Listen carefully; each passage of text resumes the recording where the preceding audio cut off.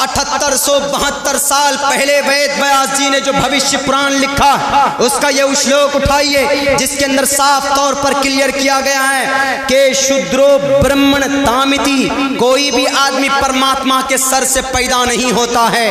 پیدا ہر انسان ایک سمان برابر پیدا ہوتا ہے ان دا ورلڈ، دنیا کے اندر.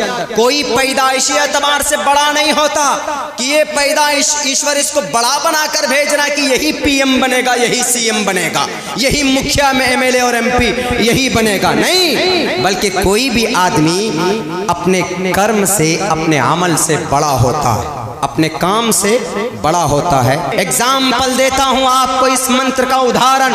ہندوستان کی تقدیر لکھنے والا، ہندوستان کے سمویدھان کو لکھنے والا کون؟ تاریخ معلوم ہونا چاہیے ہندوستان کے لوگوں. میرے نوجوان ساتھیوں، آپ سے بھی گزارش ہے جتنا وقت آپ سوشل میڈیا پر ایکٹیو ہوتے ہیں، جتنی دیر میں آپ سلمان خان صاحب کی کوئی پکچر ریلیز ہوتی ہے تو 2 بجے رات پر آپ اس کو ڈاؤن لوڈ کرتے ہیں کہ 12 بجے رات کو ذرا نیٹ ورک فری رہے گا، ہم اس ٹریلر کو سیو کرتے ہیں اور اس کو آف لائن کر کے دیکھیں گے. یہ غلط ہے. تاریخ کے اوپر بھی آپ کی نظر ہونی چاہیے، تاریخ کے اوپر بھی آپ کی گہری نظر ہونی چاہیے. ہندوستان کا ودھاتا کون؟ ہندوستان کی تقدیر اور سمویدھان کو کس نے لکھا؟ اس منتر کے آدھار پر اس کو تو ناپاک ہونا چاہیے. ارے ڈاکٹر بھیم راؤ امبیڈکر جو کہ دلت تھے، جو کہ شودر تھے، اگر تمہاری بات مانے تو ان کے ہاتھوں سے لکھی ہوئی چیز ناپاک اینڈ ریجیکٹیبل. لیکن نہیں، یہ ڈاکٹر بھیم راؤ امبیڈکر نے 3 سال میں ہندوستان کا سمویدھان لکھا. پوری دنیا کے بڑے بڑے ممالک کا سفر کر کے انہوں نے چن چن کر جو اچھی اچھی چیزیں تھی، جو اچھے اچھے ایکٹ تھے، وہ ہندوستان کے سمویدھان کے اندر داخل کیا تاکہ ہندوستان کے اندر سب پیار و محبت سے زندگی گزار سکیں. اور انہوں نے سب سے پہلی یہ بات بھی کہی کہ all Indian person are equal to the Indian constitution. Hindustan کی نظر میں کوئی بڑا چھوٹا نہیں ہے، ہندوستان کی نظر میں کوئی پاک اور پوتر اور اپوتر نہیں ہے، بلکہ برابر ہے. اگر ان لوگوں کی مانو، ان بہروپیوں کی مانو تو وہ تو دلت تھے، وہ تو شودر تھے. ان کے بھائی لکھی ہوئی کتاب کیوں نافذ کی گئی؟ لکھا ہوا سمویدھان 26 جنوری 1950 کو امپلیمنٹ کیا گیا. پورے ہندوستان کے اندر ہندوستان کا یہ قانون نافذ کیا گیا. ہم اسی دن کو 26 جنوری کے نام سے یاد کرتے ہیں، ریپبلک ڈے کے دن سے ہم اس کو یاد کرتے ہیں. 15 اگست 1947 میں ہمارا ملک آزاد ہوا تھا. 3 سال کے بعد یہ قانون لکھا گیا. لکھنے والا کون؟ صدر ڈاکٹر بھیم راؤ امبیڈکر. وہ ایک چمار تھے. آج ان گروؤں کی مانو، ان شرابی اور کبابی فاسق و فجار دجال کے بیٹوں کی مانو تو ڈاکٹر بھیم راؤ تو ناپاک تھے. لیکن نہیں، ایشور کے مطابق کہا گیا کہ اگر کوئی نچلے طبقے کا آدمی بھی ہو لیکن وہ اگر کام اچھا کرتا ہے تو اس کو بڑا درجہ برہمن سے بھی آگے بڑھ جاتا ہے. اور یہ ثابت کیا ڈاکٹر بھیم راؤ امبیڈکر نے. پوری دنیا کے اندر ادب سے نام لیا جاتا ہے. کیوں؟ کیونکہ آدمی بھلے ہی چھوٹے فیملی سے بلونگ کرتا تھا لیکن کام اتنا اچھا کر گیا. ہندوستان کے پوری اس تقریباً جتنے بھی لوگ ہیں ان کو ایک اتنا خوبصورت نظام دے کر کے گئے. پوری دنیا کے اندر ان کا ریسپیکٹ اور ان کی عزت کی جاتی ہے.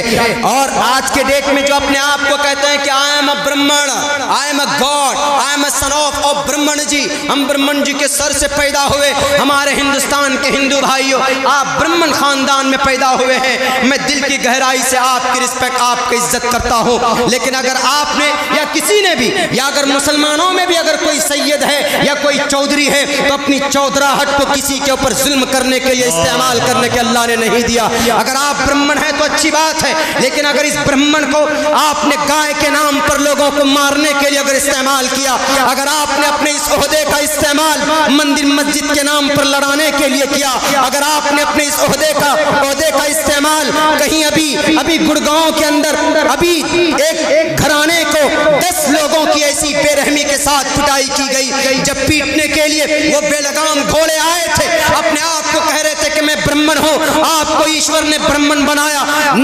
معصوم نہتھے لاچار لوگوں کے اوپر اتیاچار کرنے کے لیے نہیں. کہاں یہ ہمارا ہندوستان جا رہا؟ اللہ کے نبی علیہ السلام نے اسی بھید بھاؤ کو مٹایا. اسلام اسی لیے قیامت تک رہے گا کہ اگر 1450 سال بعد بھی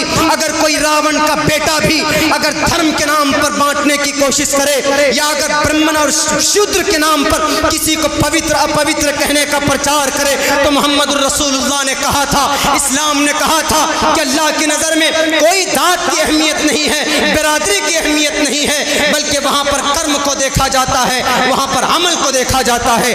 اگر کوئی دھرم کے نام پر، برادری کے نام پر اگر کوئی کامیاب ہوتا تو ابو لہب کامیاب ہوتا، ابو جہل کامیاب ہوتا، لیکن ان کی تباہی پر پوری کی پوری صورت اللہ تبارک و تعالیٰ نے نازل کر دی۔ لیکن وہیں پر دیکھو، اگر کرم اچھا ہو تو بھلے ہی غریب ہو، بھلے ہی بدصورت ہو، بھلے ہی وہ نچلے طبقے سے تعلق رکھتا ہو۔ کون؟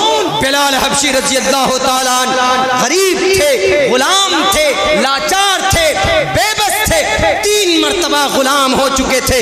اگر تمہاری مانو تو ان کو تو کچرے میں ڈالنے کے لائق آدمی تھے، لیکن نہیں، اسلام نے کہا لا فضل لعربی علی العجمی، کوئی آدمی اگر مالدار ہے تو غریب کے اوپر کوئی فضیلت نہیں، اگر کوئی خوبصورت ہے تو بدصورت انسان کے اوپر کوئی فضیلت نہیں، اگر کوئی آدمی طاقتور ہے تو کمزور کے اوپر اس کا زور نہیں چلنا چاہیے۔ محمد الرسول اللہ نے، اسلام نے جو قیامت تک رہے گا، ان اچھائیوں کی بنیاد پر ان غلط فہمیوں کو دور کرتا ہے جو آج کے ڈیٹ میں لوگوں کی دل و دماغ کے اندر جو ایلیگیشنز لگائے جاتے ہیں۔ تو اس لیے محمد الرسول اللہ نے کہا کہ بلال تمہارا عمل کیا ہے؟